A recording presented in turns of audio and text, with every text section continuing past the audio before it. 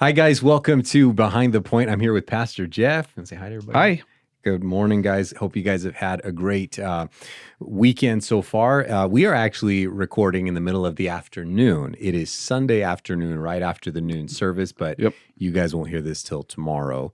Or possibly I don't know when Today. you You'll hear it today. Whatever day you're You'll hear listening it today. is when you That's hear right. it. Whatever time. So, but welcome. We just, for timing's sake and the way the week worked out, we're doing this today. And It's Labor Day weekend. It is Labor Day weekend. There's a lot of stuff going on. So just want to say hi, welcome. Thanks for joining us. And we're going to jump right in here. So we are talking about worrying today. More importantly, not worrying. Right. Do not worry was the title of your sermon here. And so I figured I'd start us off with a question here. What are some of the things that you specifically worry about, and how are you working on not worrying about those things? So tell me how you worry about not worrying. I'm worried about how I'm going to answer right now. Yeah. No. I worry about everything. I worry about, I think of probably my biggest thing would be my kids, like my family. Yeah. Little things like I'm worried about their development. I'm worried about them coming to know the Lord and choosing that for themselves someday. It's probably my biggest thing. Yeah. Out of everything in life, that's the most important thing for me, is that my boys make a decision for Christ, and really all my family, that like anyone who doesn't know him. We worry about finances at times. Just, some big expenses come up and okay, like, are we going to pay for this, or is that going to break the bank? Are we saving right for the future? Right. I worry about like being a pastor sometimes. Just, am I preaching the right thing?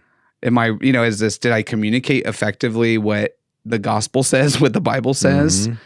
I worry did I say anything that discouraged someone? So a ton of things I say I worry about it. I try not to like really obsess about it. Yeah. And so I've, some of those things take the forefront of my mind more often than they should.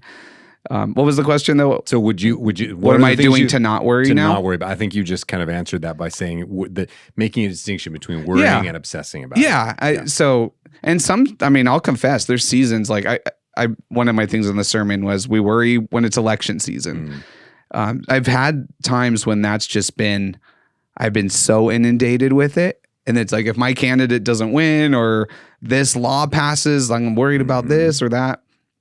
And so, there's been seasons. But for me, I guess, what am I doing to not worry is what I talked about today, is surrendering it to God. It's really just try to, like, if I catch myself that I'm panicked about something, that it's something out of my control, it's just like, okay, God, I can't do anything about this, but I'm going to talk to you about it. Yeah. I think there's a good balance, and just to use the example you just gave about election season, right?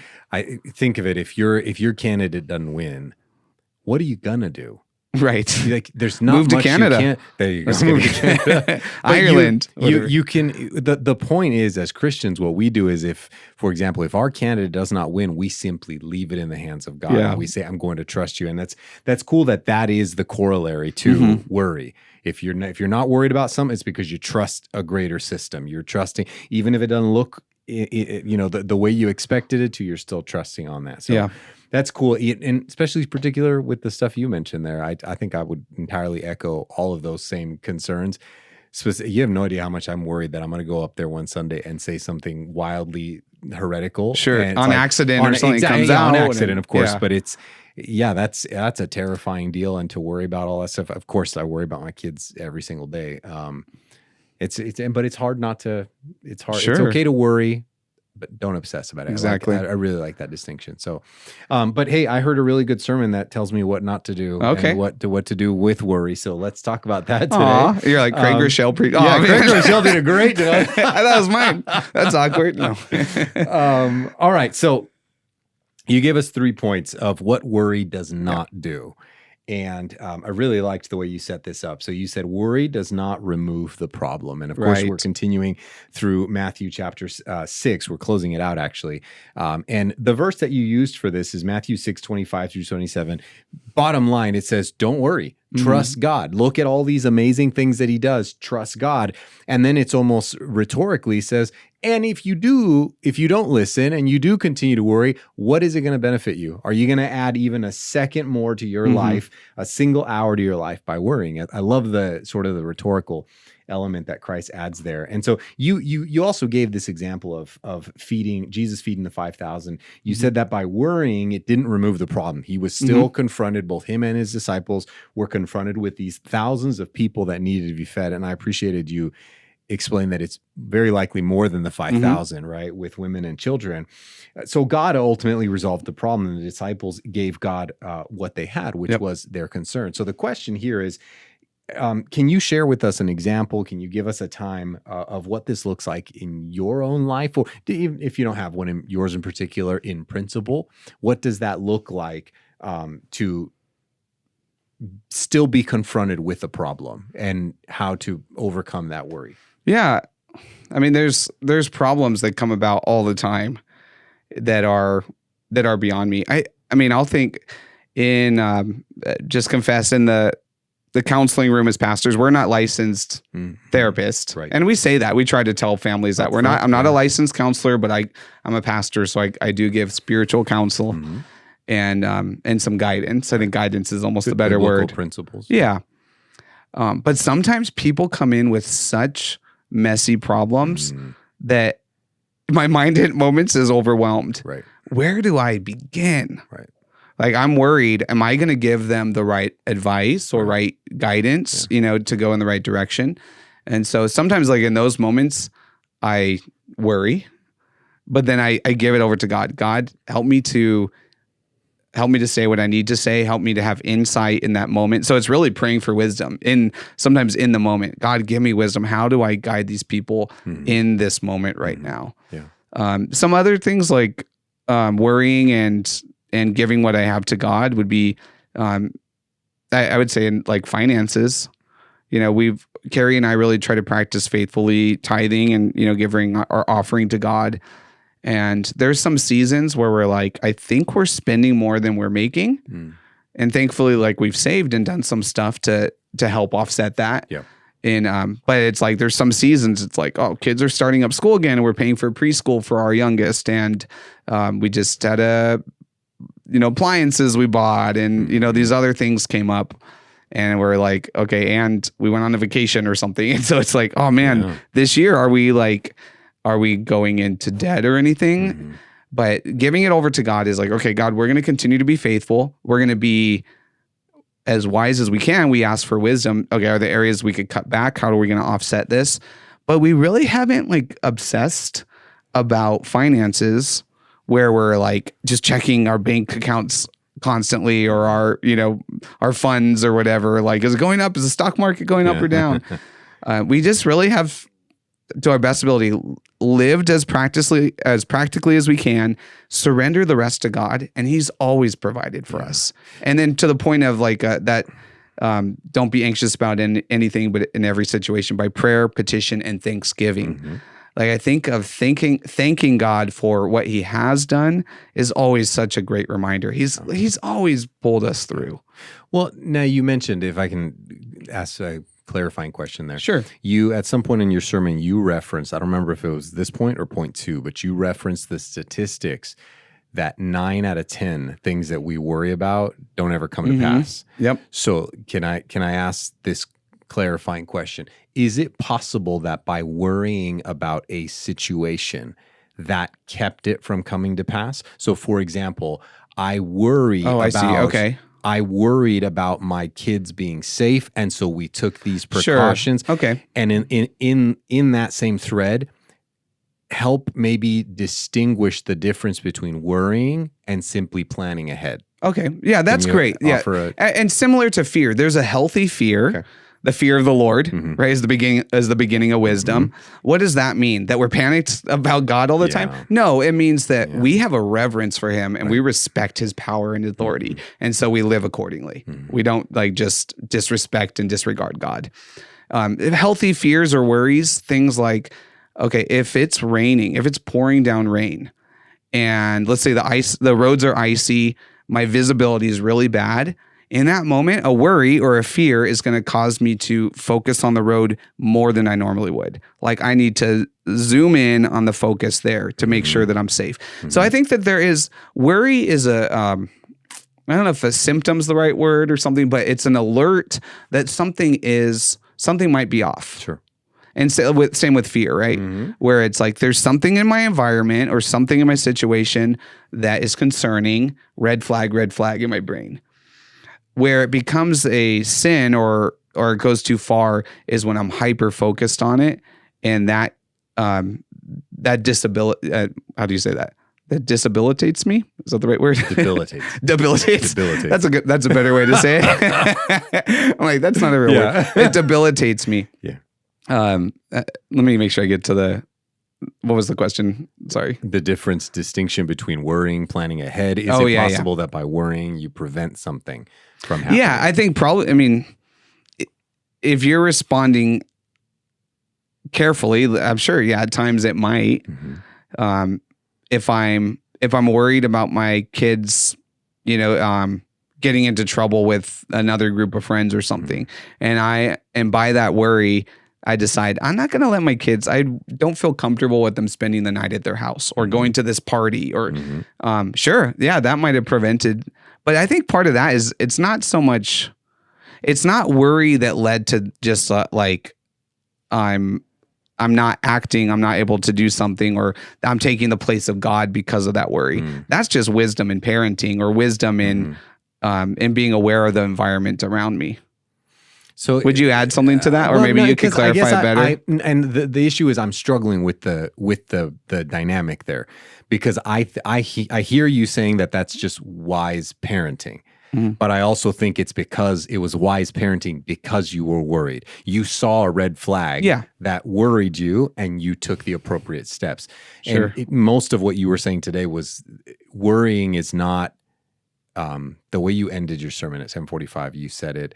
It was, how did you say it? It was the last verbiage that you said, that worrying is not a bad thing, but Jesus is telling us that worrying is not good.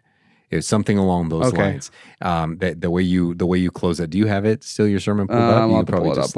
But I thought it was an interesting approach, because I think, is there ever a good kind of worry? I guess that's what I'm trying to get at. Yeah. And I have to believe that there is, maybe it's a transformation of worry.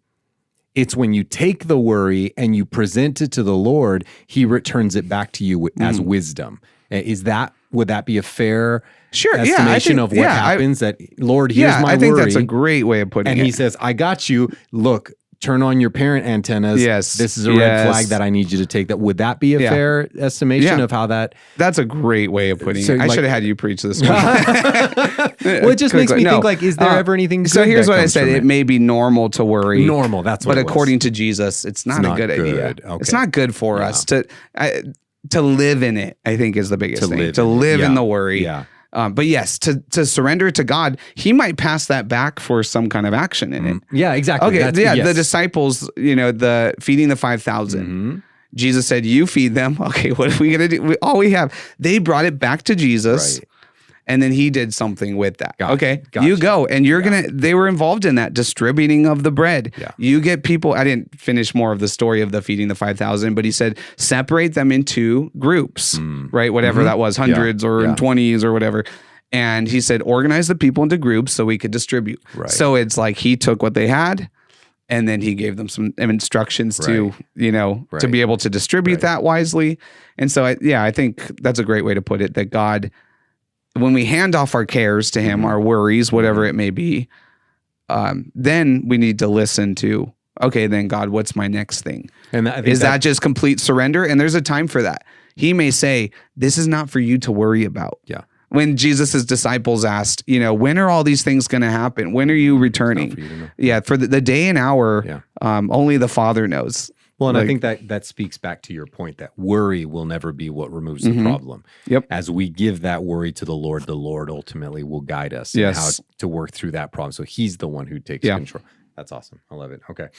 So your second point here was that worry also does not put his kingdom first. And this comes directly. I'm going to read the whole text because I really love this verse, but it's Matthew 6:28-33. Why do you worry about clothes? See how the flowers of the field glow. They do not labor or spin. Yet I tell you that not even Solomon in all of his splendor was dressed like one of these. If that is how God clothes the grass of the field, which is here today and gone tomorrow, is thrown into the fire, will he not much more clothe you, O you of little faith? So do not worry, saying, what will we eat? What shall we drink? Or what shall we wear? For the pagans run after these things, and your heavenly Father knows that you need them. But seek first his kingdom and his righteousness, and all these things will be added. Will be given to you as well. Now, you also alluded here to Solomon, of course, with all of his splendor. You brought that back into it.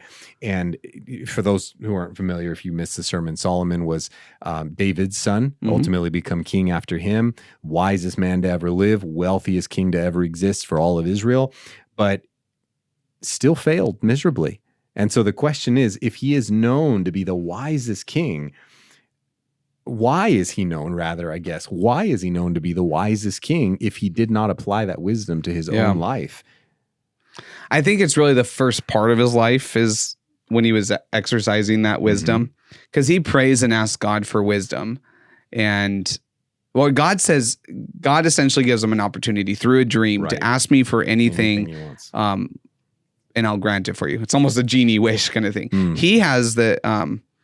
He asked for wisdom, and God says, because you asked for wisdom, not for riches, not for victory over your enemies, not only am I going to grant you wisdom, but I'll also give you these other things. And so he's really praised just for that thoughtfulness and approaching God. So that's just asking the question shows some wisdom. He's seeking it from the Lord. He's going to someone bigger than him to learn from them. And who better than the Lord Almighty, the all-knowing one.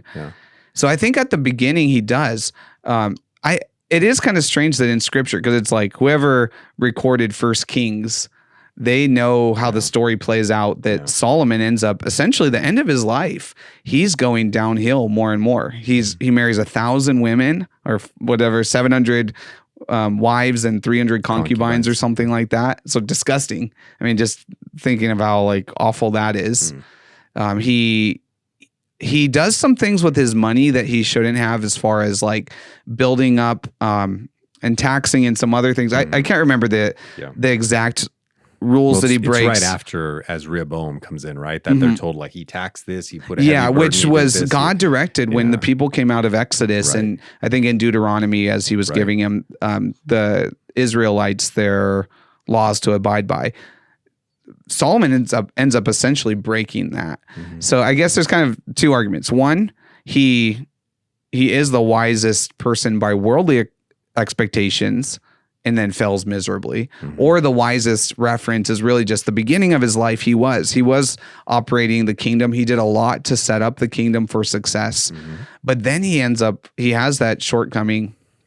Now, the one hope I think that we have that Solomon kind of in the end came to faith and repented and turned to Christ is it Ecclesiastes that he wrote, and also Song of Solomon potentially is connected with him. Ecclesiastes, the whole it goes on and on about vanity. Everything is vanity. Chasing after the sun. Meaningless is another translation. And then, but then at the very end of Ecclesiastes is this conclusion that like it's the last verse or a couple verses to the end, just a little glimpse of like realizing it's all about God and it's all about following him. So it seems like maybe at the end of his life, after he had it all, God was blessing him. Then he went downhill and let that overtake him. But at the end, he did get that glimmer of wisdom back. But part of the tragedy of Solomon is, just to tie this into the worry element here, is he gave in to so many of these wives and concubines for the sake of political gains. But it was no doubt because he was worried about war. Yes. He was worried about invasions. He was worried about this stuff. And it's wild to me to consider that. I believe that God took a gift you worded that so well. The question, God give me wisdom is wisdom in and of itself. So what I think God did is he took a gift that Solomon already had and made it greater. He multiplied it. So the problem is then it turns into I'm self-sufficient. Yeah. And I can do this all on my own. And that's the whole point. Even Solomon in all of his splendor still didn't match up to that. Yeah. So the wisdom was that he didn't apply, the foolishness was that he didn't apply the wisdom, which turned him into a worrywart, which turns him in, and he just goes all downhill from there. But help now, in light of that, let's make a distinction here. If worry is not a sin, then you mentioned that it's not a sin. You said it's more of a distraction. When does it become a sin? When we sin? No. Yeah, I mean, well, one, I would encourage, if you're worried a lot, I would encourage you, bring it to the Lord to reveal that on an individual basis. Because it might be, I feel like there's a fine line there when it could turn over to sin. Because staying worried, it does become a sin. Like what I was trying to get at is more the, like perpetually living in worry, you mean? Okay. But and a sin not always being things that are egregious. Sin is missing the mark that God has for us. And so sometimes that's really wicked things, murder and adultery and other things. But sometimes it's just falling short of what God has called us to. So I do want, as you hear sin, know that that's what it is. But we need the cross for all of it. Jesus died so we could overcome all of it. So I think if you're living in that worry, but more if worry, sin, I think is oftentimes more, it's either the state, something in our mind, that our mind has become critical of something or captivated by it. So that's become kind of an idol, as I was alluding to in the sermon, right? That space belongs to God. If that has interfered with now my worship of God, my love for him, my love for other people, now that's probably a sin. Gotcha. If I'm worried about the political outcome of something, and because of that, now I hate certain politicians. Okay, that's a sin. We're called to love everyone. If I'm just looking at that, so I think it could go that way. Also our actions, because I'm worried, I'm not being obedient to things God's calling me to do, or I'm being disobedient to things that are, that I'm supposed to do. So I'm worried about having being alone. And so I'm going to go and date someone that's not a Christian, and I'm going to sleep with them outside of marriage because that's what they want from me. And I don't want to be alone. Okay. You've disregarded God by doing that because of your worry about being alone. Now you've rejected what God called you to in marriage and faithfulness in that arena. And so that's, like it stepped into sin. I'm cutting, my worry is causing me to, take actions. Abraham and Sarah, God said that it would be, that Abraham would have a child and through Sarah, but somehow because it wasn't happening, they thought, okay, maybe it's through Sarah's servant. Whether it was their timeline, the worry was their timeline, their traditions. So, okay, let's go with the servant. Let's without consulting God about it. And so Abraham sleeps with his with Sarah's servant Hagar, and then that just creates so many issues moving forward. And then and that happens with other patriarchs too, just multiple wives so that they could build up their family, have a bigger family and multiply. But then those family tensions, a half brother versus another half brother. And then that just continues to snowball to more and more problems over time for those people of God because their worry led them to take shortcuts. Well, and I think that brings us perfect into your third point, that amount of worry will not make today any better. Like if anything, us taking actions into our own hands, us choosing to allow ourselves to be distracted by our worry ends up making things worse at times. And so the text you use there is Matthew 6:34. Don't worry about tomorrow, for tomorrow will worry about itself. Each day has enough trouble of its own. And I loved that, the quote you used from Billy Graham, today is the tomorrow you worried about yesterday. Yeah. Like that's powerful. That's such a real dynamic that we all struggle with. But you also referenced a statistic that says 91% of worries, this is where we were talking about earlier, they don't come true, and that the 9% that do often have better results than expected. So in light of all of that, what are some of the things that you've worried about? If you can come up with one, I'm putting you on the spot. A million. Just one, yeah. Or maybe you've seen other people worry about that never came to pass. Yeah. Again, a lot of things that I've worried about that I'm not going to test and other things. Yeah. You know, I'm not going to pass this class. You were fine. Like I studied and I had a good enough grade going and I was fine.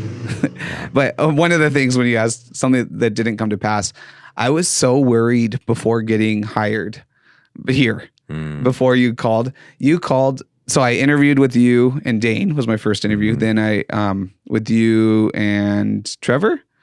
And then In person? In person. You interviewed with Dane? Yeah, you and Dane at Starbucks. We met at Starbucks. Oh, I thought you said just Dane. No. You and Dane, and then you and Trevor I at the remember that. second, and then we did had a management. virtual one with the through Zoom. management team. Yeah. So I went through 3 rounds, but I knew you told me too. There was like another candidate that I was in competition with, and I had no idea who this person was, how good they were. All I knew were my shortcomings as far as like skill set and experience and stuff for being a pastor. I was so worried. I really wanted it. And I knew God would bring me to whatever place he had for ministry. But it was also, it took some time, like this whole, not just the application here, but just like looking for a church and all these things. I was so worried though, because you text me, hey, do you have time to chat today? Oh, no. And I'm running through like, I don't think I got it. And I just felt like that sinking feeling of bummer. I was so nervous to get the call and be like, I don't want to find out today that I'm not getting this. Like I went so far through the process. It was your birthday and everything. No, it wasn't my birthday. It was my last day. So I worked at the university at Cal Baptist. Yeah. It was the last day of work before Christmas break for the school. And I don't know why. I went to go order something for lunch because I had a coupon. And I remember getting like this fried food, and then you text me and I'm like, I think I'm going to throw up if like say I'm not going to get this. And I just ate all this junk. Oh my goodness. And then you called and it was good news. I'm like, yeah. Oh my goodness. But I was so worried and I didn't need to be that level of worried about it. I think the examples that come to mind for me when I think of this was the whole Y2K business. Remember, the whole world's going to come to an end at the end. And I just remember thinking, how is a computer going to destroy the world? Like I would have been 2000. I was 15 years old, and I was running out of even digits. I understood everything's that. resetting to zero. Yeah, I'm like, what does that mean? Like, but people freaked out, and I think of these catastrophic events. You know, people that worry about like doomsday preppers, and it's like, to what end? To what end? Like, you're going to invest your whole life in a vault in your backyard somewhere, and all this, and to me, it's just it makes no sense. It makes absolute. Now, I'm sure they're going to be the ones I look for when a meteorite hits the world or something. You're right. I'm sorry. I'm sorry. You know, if there's a zombie apocalypse, I don't want to be around. Yeah, me neither. But anyways, so that's the kind of stuff that come to mind for me. But here's another question for you, just on this last point, and we'll wrap it up here. So, do you think that worrying does it add a negative outlook to my life?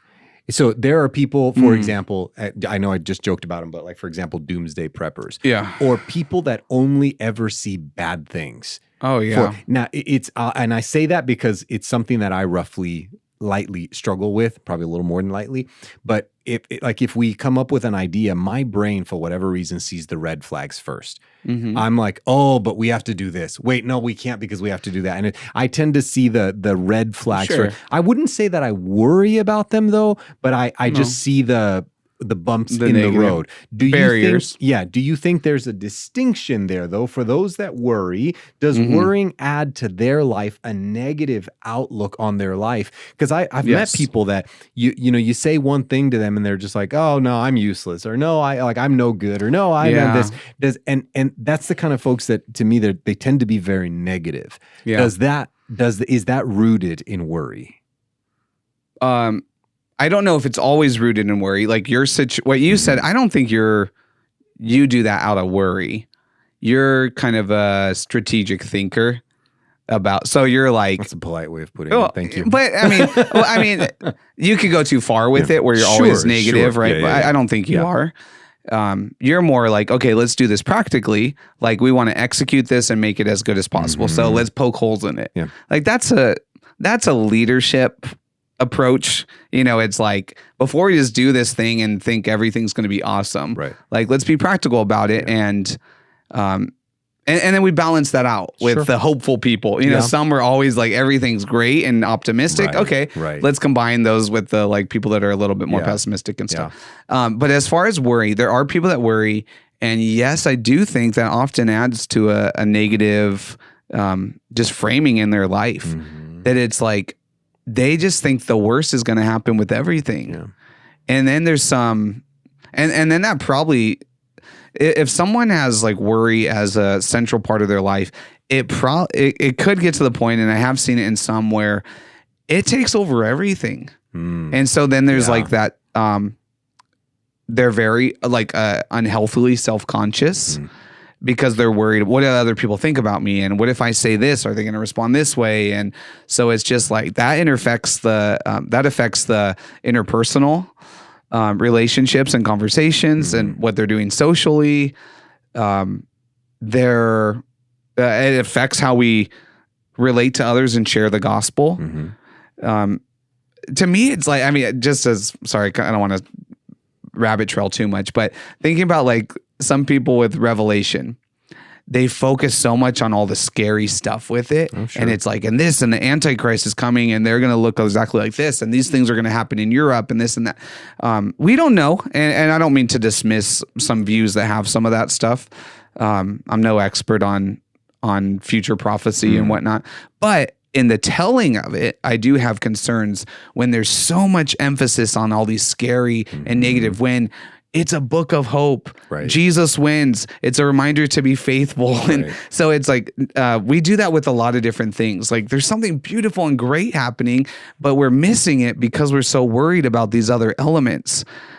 Instead of thinking about the victory we have in Christ, instead of thinking about like some great things that are happening, a wonderful movement, we're only focused on the things we're worried about within it, then that's going to it just offsets our mind to unhealthy thinking. Yeah. Well, I think the perfect word for that is we're distracted.